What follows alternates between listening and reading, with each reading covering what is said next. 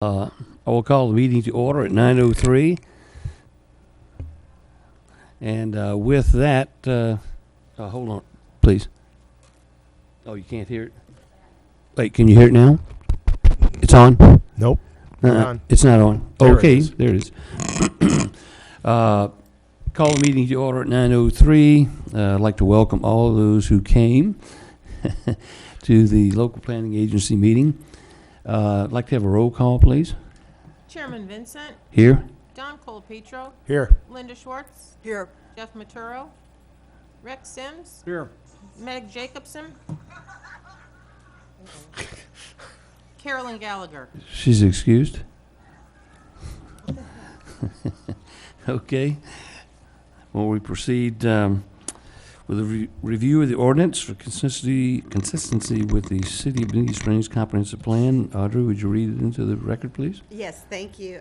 This is an ordinance of the City of Bonita Springs, Florida pertaining to land development regulations necessary for golf course conversions, establishing a temporary moratorium on the processing of any applications for golf course conversions to other uses in the corporate boundaries of Bonita Springs for the shorter of 12 months or the enactment of a replacement ordinance, providing for severability, providing for scrivener's errors, and providing for an effective date.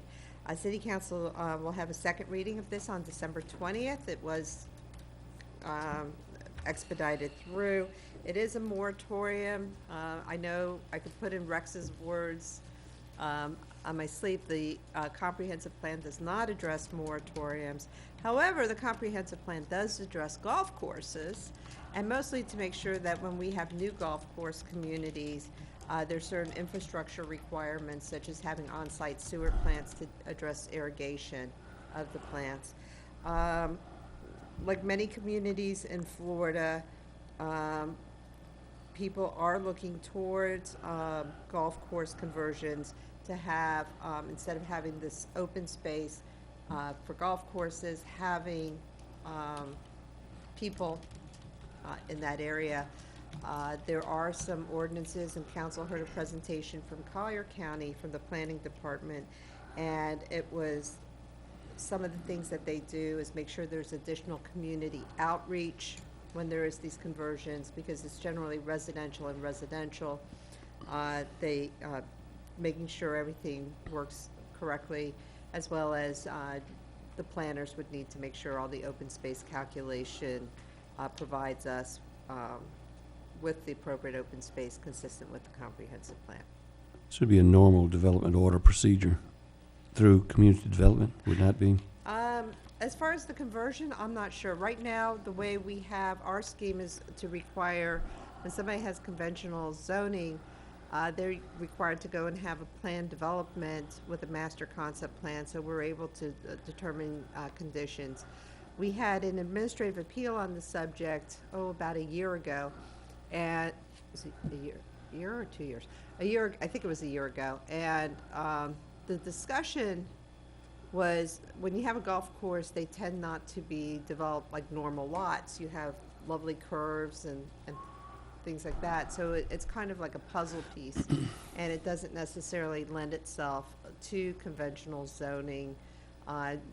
It could, because then you have less density, but then at the same time, the lots are more irregular than people like, and can create its own problems with infill. So it's an infill issue Okay. that staff will work on during the course of the moratorium. Yeah, so it's the conversion is the operative word, not when you're building a new community with a golf course. Right. So it'd be a conversion. How many of these do we have around, do we know? Well, we have about 30, I believe we have 35 golf courses. I'm going to look at Don. That's Is that right? There was 31 here a while back, but you Yeah, can't never 31. tell. Well, but we have Bonita, I believe there's some out in Bonita National that you would include. And some of the golf course conversions are not necessarily the whole golf course is leaving you. They may modify the golf course to take some off of a particular hole or segment to do some additional development, depending on their density and what they have available. Have we? I know, I keep looking at the map instead of the LPA, so I apologize. No, that's all right. It's just so much easier. Have we had any conversions within the last few years? We've had requests, right now we have the WCI case, which is in litigation, and you'll see on the which it's ironic because I also talk about WCI, but that's case law. Coral Springs. In section 3(2), the moratorium will not apply to WCI communities. Now, there was a case we had called New Parklands. New Parklands was the one that I mentioned. We had an administrative appeal, and that property is interesting because you had one portion that had conventional zoning, one section had planned development. We had treated the portion with conventional zoning with equitable estoppel in 2006 or 2005, but their zoning expired, so then they had to go through the process, and they were objecting to going through the process, and I would say they were very litigious, would be inappropriate. The applicant, not the property owner, was litigious. The city did prevail, and I believe they're pursuing now, whatever, going through the normal channels. So the whole issue here is the council has asked us to pass this moratorium so they can formulate a policy of That's implementing. correct. And so we have nothing on the books right now to do that. Right, we have very minimal requirements at this time. Collier County has an entire section just devoted to how to go about this process, because there are different calculations. Remember, when people are calculating their density for their development, they normally use the total density and then they cluster, and we want clustering. Clustering is Right. good. But you don't want a situation where the clustering, they've already taken all of their density and now they want additional, because then you may have a higher density calculation at the ultimate number. There's outreach requirements. There would be additional requirements. I'd have to look at the Collier County to see if that's the model staff is going with, because usually staff will look at that and then they'll update it. Jackie may be able to answer those questions better than me. So staff came up or discovered that we didn't have enough regulations to handle this conversion, so that was brought to council's attention. Is that the way it worked? Jacqueline Genson, for the record. How this really came about is there was actually some interest in the community, and as part of, as Vance stated, the New Parklands application, and how do we adequately address and fill golf course conversions and address issues of compatibility with these sites. So it really was a combination of items. And what we're looking for is, the current land development code, most of these communities are either zoned a planned development where on their master concept plan it's designated as a golf course, so if they wanted to convert it, we would require an amendment to the planned development anyway, which would be a public hearing process. In situations where we have conventionally zoned property, where they're required to go through a planned development if they want to erect residential structures, that's also another public hearing process. But what we don't have are supplemental regulations establishing what compatibility is, what buffers are. So it's really to assist us in providing guidelines, and also what our code doesn't have is a neighborhood outreach requirement. So it's really making this more of a public outreach process, and how do we go ahead and address these issues of infill, because golf as a trend, it's not what it used to be. There is a decline in participation, especially with the millennial generation. So it's an issue that's coming up all over the country. It's kind of especially in amazing to Florida. me that we didn't have that in the code, didn't have that regulated, or at least have a formula for that. I mean, it's 2017. It's very general. So, and again, there's a lot of golf courses on the East Coast that are struggling, have been struggling with this for a while. So, So it's a change in the climate here for golf communities and golf courses. I think what Fort Myers went through that a few years ago with the golf course that wasn't being used there, and I think now Cape Coral has a situation like that. Crawls is one of Yeah. the key issues. Well, that's the only questions I have. I have a question for Audrey that I've thought about in this. Of the 5 golf courses that would be more possibly affected by this, I think about when they came into being, some of them came into being before 74, and some of them came after the law was changed in Lee County where they went to urban Right. development. So I'm wondering, do any of these golf courses that in our area that come to your mind, would they have vested rights? Well, if there's a change, if they don't want to change, they can keep their vested right. So normally the vested rights leave at the time you come in and request changes. So in this case, we're not forcing any golf course to convert. What we're doing, I'm just thinking a golf course Torquemada, but what we're doing is requiring that if there is a golf course that wants to change their use, they now have to come and meet the code requirements. But my question comes, back in the beginning, everything south of the Sherrill River was Ag 2. So there was a lot of things you could do without being too specific. Sure. And some of these early golf courses in Bonita, you remember Spanish Wells and Bonita Bay were in 1974 before there was really civilization in Bonita. So I'd like to think, I look at it, and one of the things that I recall when we were doing some building out there, part of the golf course was already platted. And so if it was already platted, would it have vested rights to go back to that, or is that wiped out? well, remember, the purpose of a plat is to provide it a legal description. So if there are if there are requirements in a golf course where the golf course belongs to the community in the dedication, that would be something we would look at, because that's a vested right. They would have to get whatever extinguishment that was necessary in order to proceed forward. So golf courses like Worthington and Highland Woods that are golf inclusive, those would have a different. More likely than not, it would be the owners of Highland Woods Well, that was my or question. actually asking for it. Yeah, I can remember when Spanish Wells was a duplex community, so times have, and before they had gates, so times have changed over the years with development, and this is it. This is an area where times have changed. Ironically, we're probably,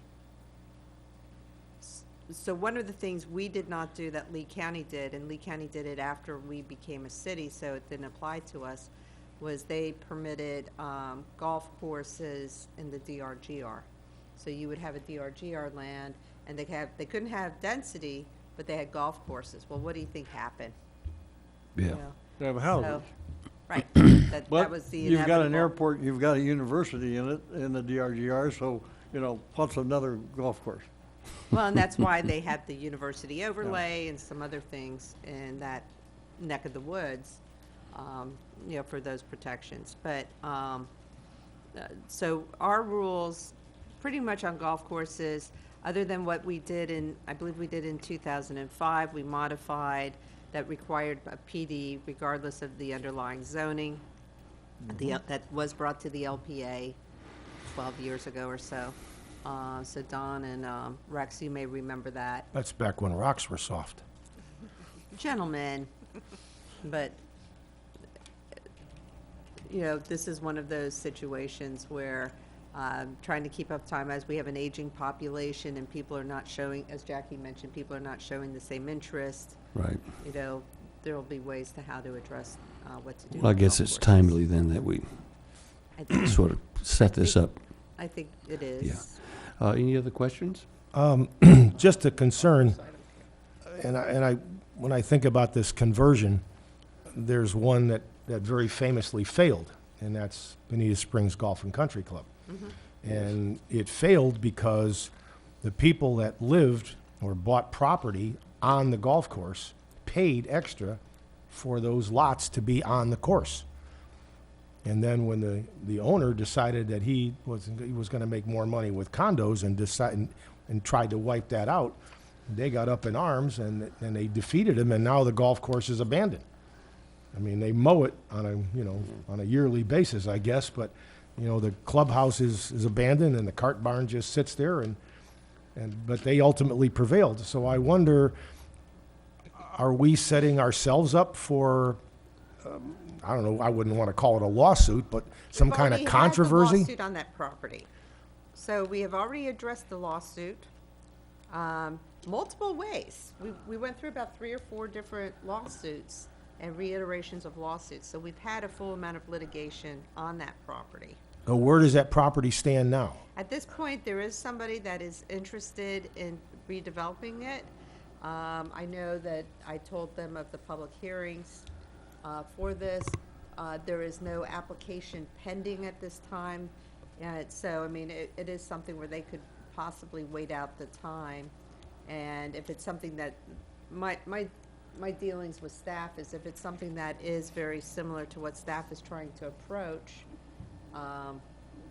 What about the We'll work with golf people. course that was an executive course off Shangri-La? Correct. It's on Paradise. That's Yeah. what- You Right. got to remember, Don, that that was built in 1974. Bill, can't remember his last name, I knew Mr. him. Maselli. Bill designed and built that. And after that, for example, Spanish Wells and Bonita Bay and all those others are designed so that all of the houses, every house, backs on a golf course. It was different layout entirely. Okay. And so now all the new golf courses, every house is on a fairway I got you. of some kind. So it's an entirely different can of worms. That one out there is probably easier to work with than the ones like Spanish Wells or Bonita Bay or something like that, where every house is on a fairway. Okay. Okay. Any other questions? Jackie, thank you very much. Okay, do I have a motion? Do you have public hearing? Any public comment? Well, that's why I didn't mention it. There's no one here. Mr. Chairman, going back to, we've done this 4 times previously, and as our able city attorney has suggested, I have heartburn over it every time. But basically, I would make a motion that we agree that the city has the authority to grant a moratorium. That would be motion number 1. And then motion number 2 would be that we would exempt the WCI. WCI communities, Rapture Bay, from that moratorium period. The moratorium is for a specific period of time, so it's not forever and ever and ever. And so Right. I look, when I examine moratorium and Mr. Webster and so forth, it's a result of administrative or authoritative action. So that's what the city is doing. I have no problem with that. I have a little problem with them doing for everybody except one, so that one needs to have a special handling, and I think motion number 2 would do that. We Well, would on just- page 2 of the ordinance, we already did that yeah, anyway. we would just exempt that one from the moratorium. Okay, I'll take that as a motion. I think that makes sense in that it's not in the comp plan, but I think that addresses it fairly. Okay, I'll second that motion. Okay, a vote? Chairman Vincent, Aye?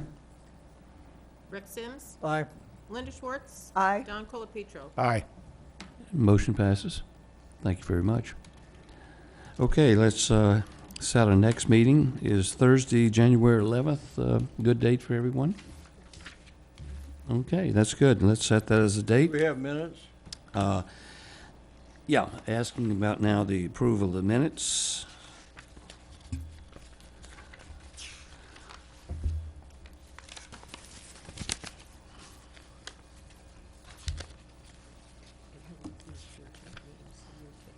We're talking about October 12th? Yes. Okay. I move they be accepted as read. And I'll second that. Okay, minutes are accepted. Okay, Aye. meeting's adjourned. Thank you.